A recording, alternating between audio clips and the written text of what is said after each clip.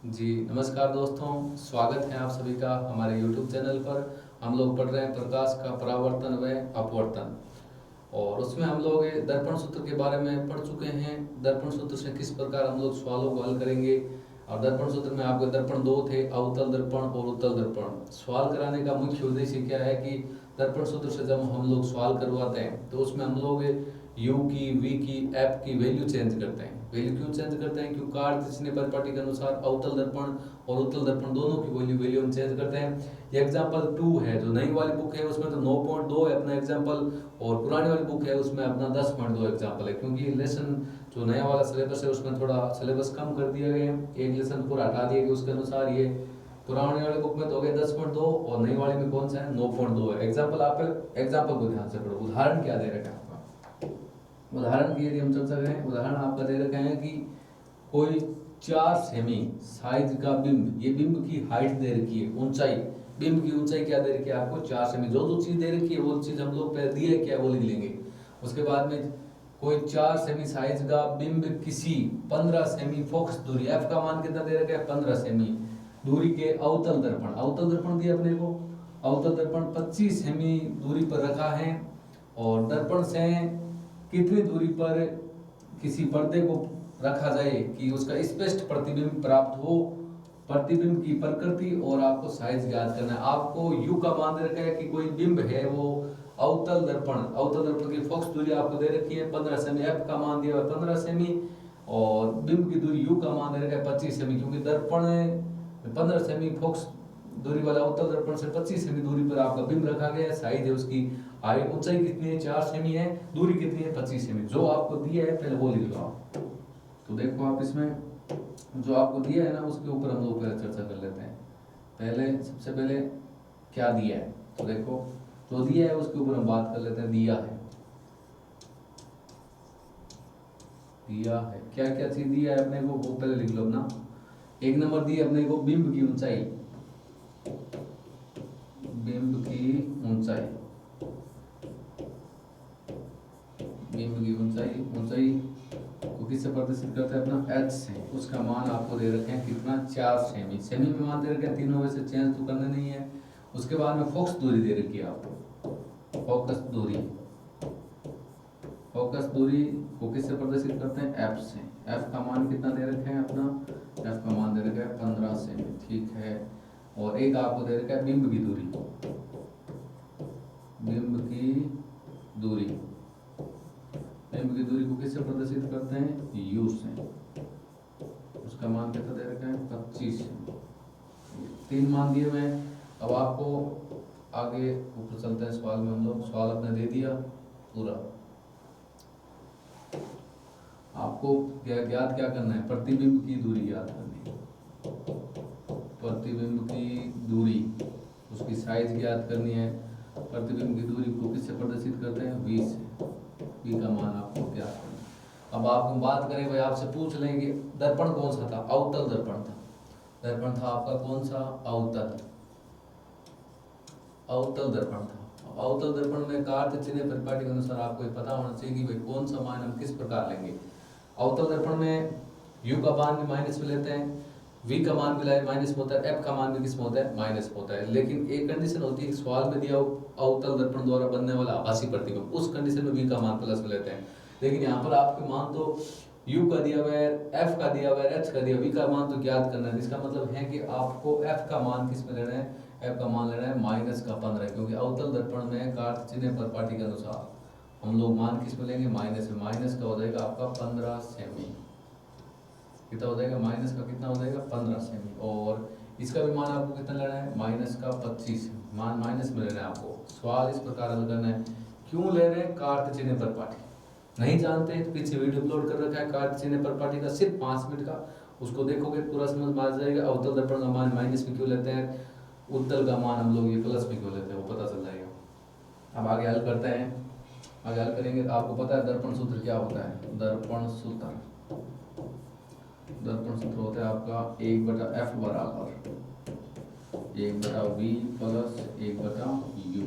ये मान रख दो इसके अंदर, मान आपके दिया हुआ है 1/f का मान कितना है 15, बराबर 1/v का मान आपको याद करना है, u का मान कितना दिया जाता है 1/-15 सॉरी, और u का मान कितना है -25। ठीक है, आगे चलो आगे हल करते हैं इसको।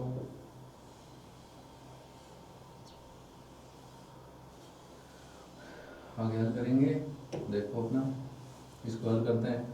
हल करेंगे तो ये हो गया आपका 1/-15 बराबर 1/v, प्लस को माइनस से गुणा करेंगे माइनस हो जाएगा 1/ कितना हो जाएगा 25, इसको 1/ कितना हो जाएगा 25। ये माइनस वाले दिले का आ जाता है किस में आ जाएगा प्लस में, तो इधर है आपका 1/-15 है और इधर वाला प्लस में चला जाएगा, माइनस वाला इधर आएगा किस में आएगा प्लस में, 1/25 प्लस का हो गया बराबर आपका हो जाएगा 1/v। अब हम लोग क्या कर लेते हैं, इनका एलसीएम ले लेते हैं।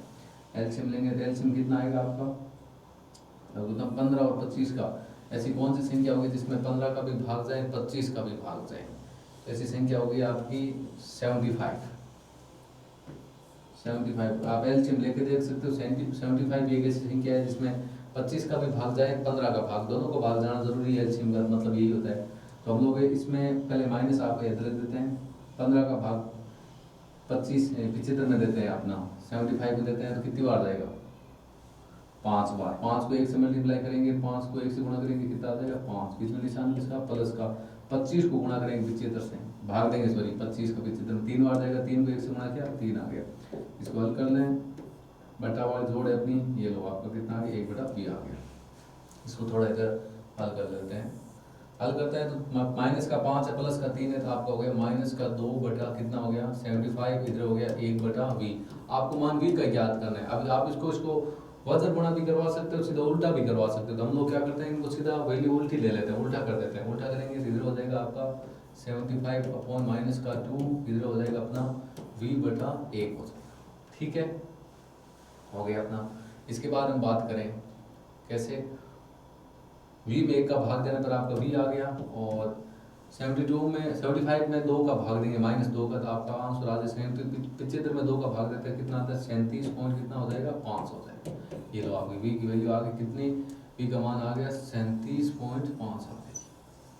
अब हम लोग आवर्तनता m का मान भी ज्ञात कर लेते हैं। आवर्तनता m का मान किस प्रकार निकलेगा, आपको उसको फॉर्मूला आता ही होगा आवर्तनता का। आवर्तनता का फॉर्मूला अपना क्या होता है, वो कर लेते हैं। v का वैल्यू आपने निकाल ली, अब हम लोग वैल्यू निकाल लेते हैं अपनी m की। m की वैल्यू निकालना तो m की निकाल लो। यदि आप प्रतिबिंब की ऊंचाई, बिंब की ऊंचाई आपको दे रखी है, प्रतिबिंब की ऊंचाई निकालना चाहते हो वैसे निकाल सकते हो। m का मान तो आएगा आपका इस प्रकार, देखो m के 2 फॉर्मूले होते हैं आपका। m बराबर आपका हो सकता है h डैश अपॉन h बोल सकते हैं, या v/u। v/u अपना किस में आएगा माइनस में आएगा। कोई भी फॉर्मूला काम में ले सकते हो, दोनों में से आपको जो बढ़िया लगे वो ले लो काम। ऐसे हो गया माइनस का v/u, जो आपको बढ़िया लगे वो काम में ले सकते हो। हम लोग पहले यही लेते हैं अपना m बराबर माइनस का v/u, m की वैल्यू निकाल लेते हैं। m बराबर ये माइनस आपका दे रखे हैं v/u, ये वैल्यू हम लोग काम में लेते हैं एक बार। फिर h डैश का भी मान निकालेंगे, m का मान निकालेंगे बस।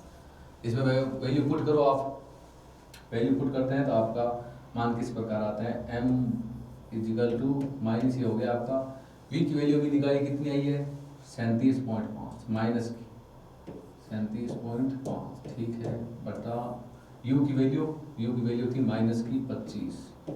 देखो ये माइनस और ये माइनस क्या हो गया आपका प्लस, माइनस माइनस क्या हो गया आपका प्लस हो गया, एक माइनस फिर भी बच गया।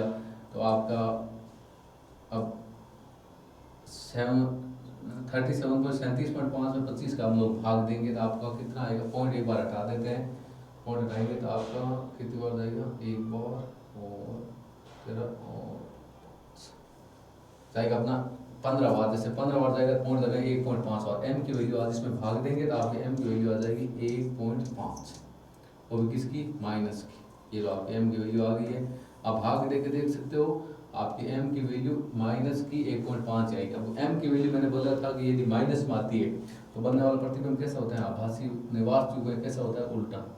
अब यदि आप h डैश की वैल्यू निकालना चाहते हो ना, तो ये आपका जो फॉर्मूला है ये देख सकते हो, इसे निकाल सकते हो। कैसे हो गया आपको बता देता हूँ।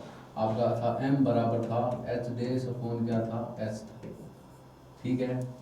m की वैल्यू अपनी निकाल ली हमने, कितनी आई है, m की वैल्यू है अपनी माइनस की 1.5 बराबर h डैश की वैल्यू आपको निकालनी है। h की वैल्यू अभी ऊपर दे रखी थी शुरू में सवाल में, कितनी दे रखी थी, 4, ये इधर भाग में इधर आएगा, किस में आएगा, गुणा में आएगा। तो आपकी h डैश की वैल्यू कितनी आ जाएगी, h डैश इधर हो जाएगा, इसको 1.5 को 4 से गुणा करेंगे तो आपको कितना आ जाएगा, 6, वो भी 6 किसका आ जाएगा, माइनस का। प्रतिबिंब की ऊंचाई भी आपकी कितनी आ रही है, 6 आ रही है। m का मान कितना आ रहा है, 1.5 आ रहा है, मान किस में आ रहा है, माइनस में। यदि मान माइनस में आता है, यदि मान किस में आता है, माइनस में, तो बनने वाला जो प्रतिबिंब होता है उसकी प्रकृति होती है, प्रकृति कैसी होगी, बनने वाला प्रतिबिंब की प्रकृति,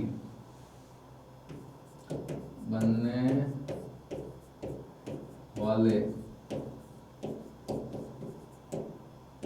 प्रतिबिंब, बनने वाला लिख देते हैं, बनने वाला प्रतिबिंब वास्तविक व उल्टा होगा, वो निर्भर करता है m के मान पर। m का मान यदि नेगेटिव ना ऋणात्मक आ रहा है तो आपका बनने वाला प्रतिबिंब वास्तविक उल्टा होगा। लेकिन आपको खुद को भी पता है कि अवतल दर्पण द्वारा बनने वाले जो प्रतिबिंब होते हैं वो कैसे होते हैं, वास्तविक उल्टे होते हैं। एक ही कंडीशन होती है, जब बिंब आपका मुख्य फोकस और ध्रुव P के मध्य होता है, वो वाली कंडीशन अभी है नहीं। तो इसमें आपका लास्ट में जो बनने वाला प्रतिबिंब होगा वो कैसे होगा, वास्तविक में उल्टा होगा। सवाल को एक बार पूरा दोबारा देख लेते हैं, मैं आपको बस समझा देता हूँ, देखो आप ध्यान से इसको, सर्व से समझा देता हूँ आराम से।